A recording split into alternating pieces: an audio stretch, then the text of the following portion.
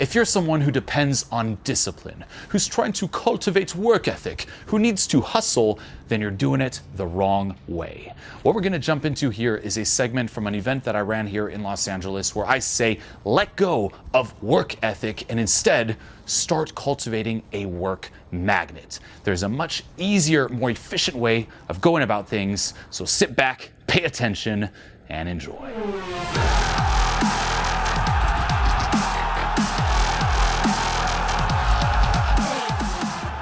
You got to stop buying in to the bullshit traditional approach to self-sabotage, which is fight against it.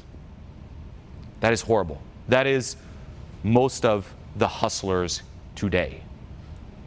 They're doing a lot of work, but they're doing very stupid work. Do you guys ever hear this? This is the old example people would use in self-help, where it's like, you know what? It's not about hard work, it's about smart work. You hear that? If I look at a construction worker, or a person who works on like a garbage truck. I did a summer job growing up on a garbage truck. That's hard work. And it was. Like that garbage truck work, by the way, was like some of the hardest work I've ever done. I'd collapse when I got home. It was so fucking exhausting. But why is it that they don't get that compensated for their work? They actually get paid pretty well, at least in Switzerland for the garbage truck. But why is it they kind of stay stuck beneath the ceiling? Because it's not smart work. It's not about hard work. It's about smart work. You're like, okay. You know who the garbage truck people are today? The hustlers. Those are the garbage truck people. Look at them. They're working like fucking crazy. But is it smart work? More often than not, it isn't. Okay? Why? Because they're using all that fucking energy fighting against self-sabotage. It's like you get stifled because you believe someone is outside your league. You run out of things to say. Let me find techniques to not run out of things to say. Let me memorize words, let me get all these tools, these techniques, and let me fight against it and hustle against it. Okay, but what about just not being stifled to begin with? Right? That is smart work. What about just not self-sabotaging to begin with? That is smart work. Most success advice isn't success advice, it's anti-self-sabotage advice. They just teach you how to stop self-sabotaging, to fight against it. Which never truly works, by the way, because you got to get deeper into the cause of self-sabotage. You can come up with all the techniques in the world and perfect it, you're still self-sabotaging, and you will find a way back. You can delay it, but you'll find a fucking way back. So the question to ask yourself here is, here's my ceiling, and then identifying self-sabotage, what part of me likes this? What part of me likes self-sabotage? You got to identify the quote-unquote enemy inside. Because that's the whole idea with fighting against self-sabotage, is you're fighting against part of you that is fucking up. The same with work ethic and discipline. What? Discipline and work ethic? That's bullshit, right? Everyone's like, no, you must discipline yourself and work ethic. What's the assumption? That there is an enemy inside you got to discipline. You got to whip into shape. Work, work, building work ethic. Why are you not inspired to fucking work by default? Why do you need discipline over yourself? Why do you need ethic over yourself? Right? What about instead of work ethic, you have a work magnet where you're just pulled towards success? Why are you not pulled towards success to begin with? And again, you can hustle a lot and develop a ton of work ethic, but that is stupid work. It's not smart work. It's hard work, but it's not smart work. Okay? So identify that enemy inside. What part of me is getting something out of it? Why do you like fucking yourself over? What's the payoff? That's the question. What's the payoff? Why don't you want a partner that's above this? Why don't you want success? An easy one is my comfort zone, right? There's one. Your comfort zone. We push success away. It's actually easier to get success. It's harder to let it land. Like that compliment. Why can't you let that compliment land? Now that's just one, comfort zone. Going deeper, you can identify your unconscious self-concept, that identity you've taken on. We all have an identity that's out of our awareness, who we view ourselves as and what we think we deserve out of life. We've invested in that identity. We've acted through that identity. We've embodied that identity from the moment we're born. We don't want to drop that identity now. Otherwise, who are you? We will do whatever we can to stay true to that identity. If the success you consciously want is outside of what that identity deserves, you're going to push it away and find all these ways to push it away. And consciously, you'll never see it. You're like, why do I keep doing that? Unconsciously, there's a part of you that's getting exactly what it wants. If you're hanging on to past guilt, there's another reason. You feel guilty over something. You're like, oh, what did I do? What did I bully that kid in school when I was 5? For example, here you are. You don't want success because then you're not getting the punishment you deserve. Part of you believes you need to be punished. So you got to identify what is keeping that self-sabotage alive. What likes keeping you beneath that fucking ceiling. Tune into it.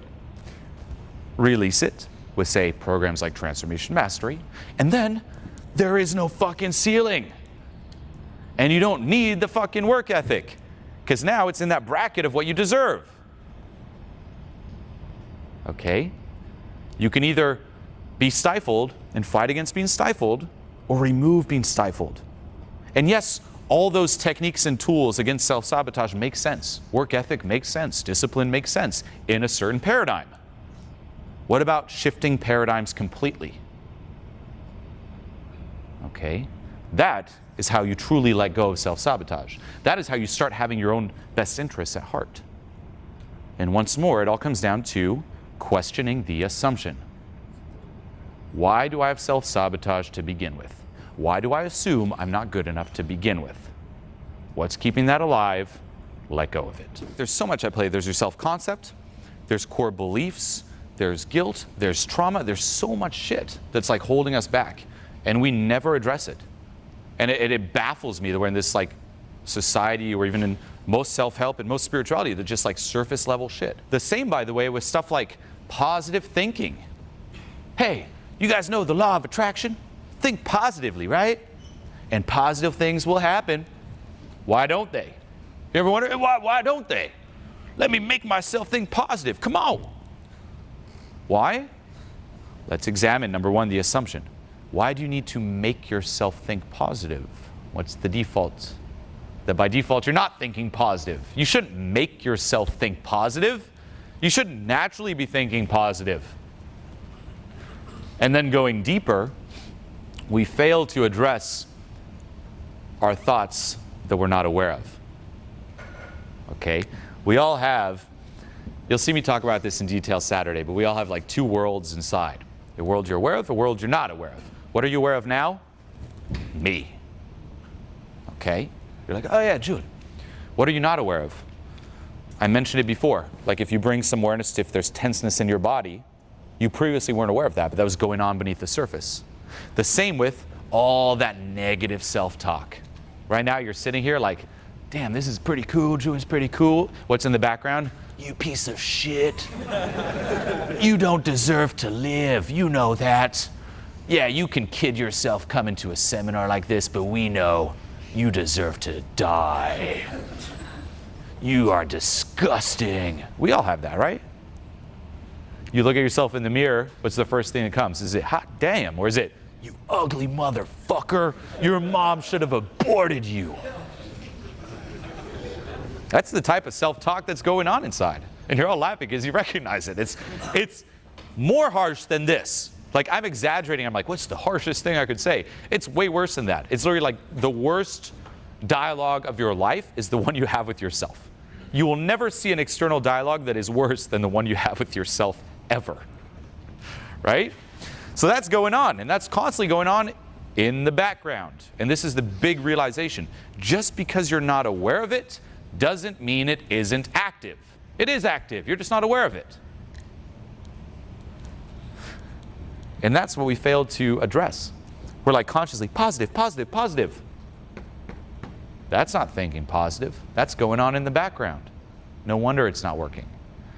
And then we use that positive thinking as a barrier to becoming aware of this. So much of true transformation is becoming aware of the dark shit. It's becoming aware of all that negative self-talk. Because now that you're aware of it, you can let go of it. But it's easier to get lost in positive thinking. The same with being present. I need to make myself be present. What the fuck? That's assuming that you're not present, right? We do that with traditional meditation, concentration-based meditation. Focus on the now, right? You got Eckhart Tolle, focus on the now. I love Eckhart Tolle, by the way. But what's most meditation? Focus on the present moment. Focus on the now. Focus on the now. Focus on a mantra. Focus on a mantra. Focus on a mantra. Focus on my breath. Focus on my breath. Focus on a spot on the wall. And you keep focusing so that all your problems eventually disappear and you're left with the now, right? But the assumption is that without doing that, by default, you're not in the now. So it doesn't really get to the cause. And what happens when you stop focusing on the now? Right back into all your problems. It's a fun escape. It is. It's a good little break. You're like, focus on the now. But then you're back in the shit. It's a fun internal vacation, you could say. Now, it is a great first approach. The same as discipline, by the way, or work ethic. And that's, again, don't misinterpret me saying this is horrible advice. It has its place, but it won't get you to the end goal.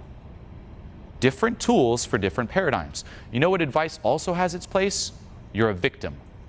That is amazing advice. It does have its place. If you're someone who's caught in massive self-hate and someone tells you it's not your fault, you're a victim, that is amazing. You feel massive relief. Hang on to it too long, it destroys you.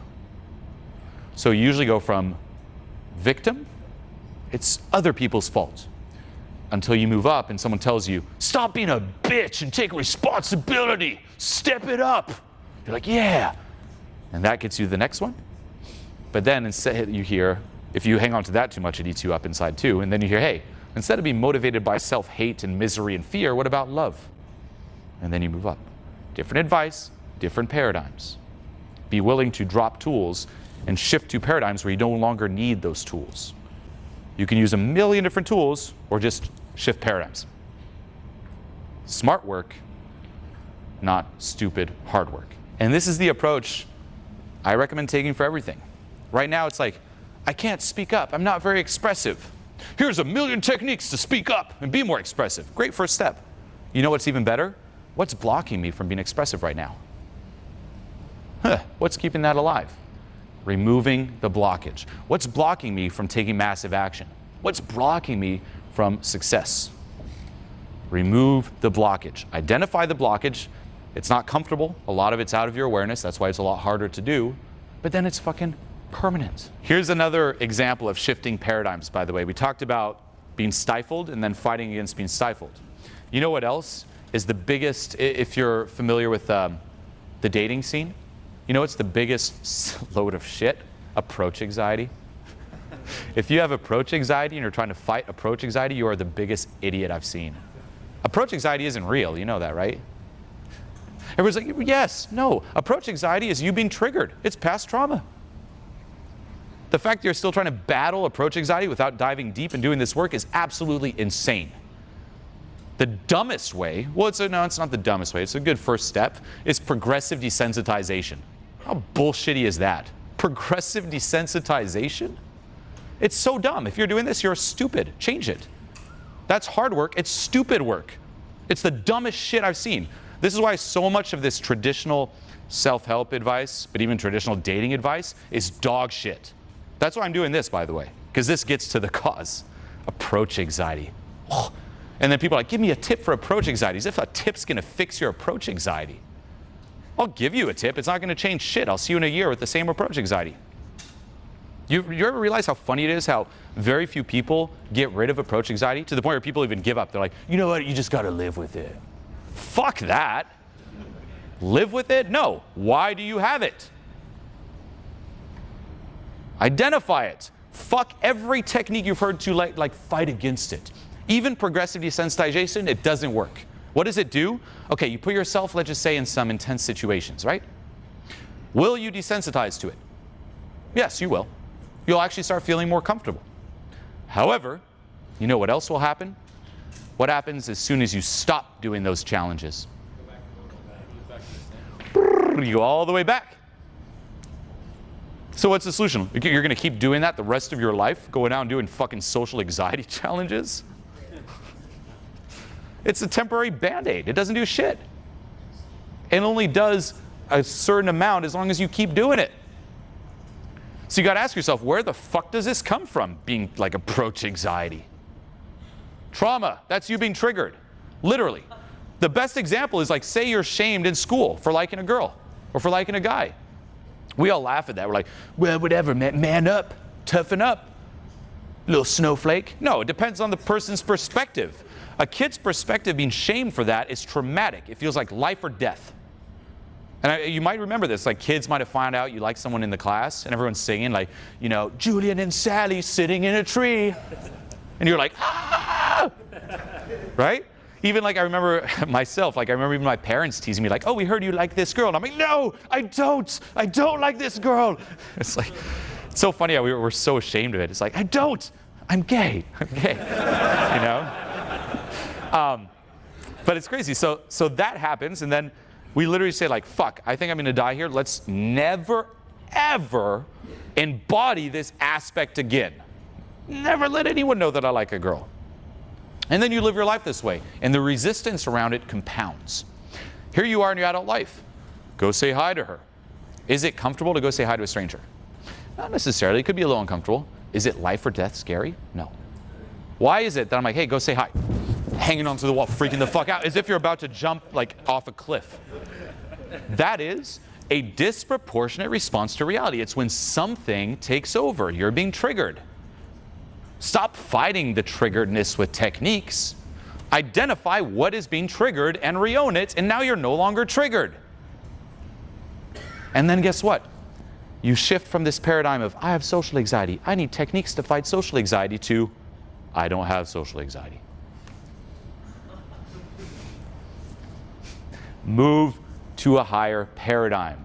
That's the biggest message. Shift paradigms. Social anxiety challenges are amazing if used properly.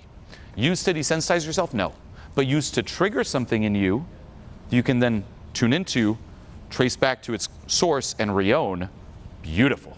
We live in an uncertain world. Just turn on the news. What do you see? Chaos, terror, suffering. Things are changing so fast that your head is spinning. You know the feeling, being pulled in different directions by your friends, your family, mainstream media, not knowing what to do or who to believe. Did you ever stop and ask yourself, how did your life get this way? I felt so much shame when it comes to being me, and now I don't feel that shame anymore. I had no way of being able to deal with that pain, and for the first time in my life, I finally feel an inner stillness and peace in myself. I didn't even know what was happening. Like, my hands were just shaking. And it was just like me being my authentic self. Most of us live lives of escapism. Anything to cope with this feeling eating us up inside. Distracting ourselves with dumb things on TV, numbing ourselves with junk food, alcohol, cigarettes, and drugs. Is this the way life was meant to be? Or is there perhaps another way? It's been the first time in over 10 years since my dad died that I actually felt like I did before. I've decided to take a stance for good, for love, for authenticity. And I've created a movement of people dedicated to raising the vibe. A movement dedicated to doing something about this, and it's called Transformation Mastery Academy. That was amazing, just being able to finally find that root reason. I really want to thank each and every one of you out of the bottom of my heart. Thank you, guys. Now, I'm not some fake guru promising you overnight results. What I promise you here is a tribe of people to help support you and guide you along this journey. In Transformation Mastery Academy, you'll no longer be alone. You'll no longer feel lost. You will be given the roadmap to true, permanent personal transformation. Enough with this fake life of quiet desperation. Step into your truth and join the movement.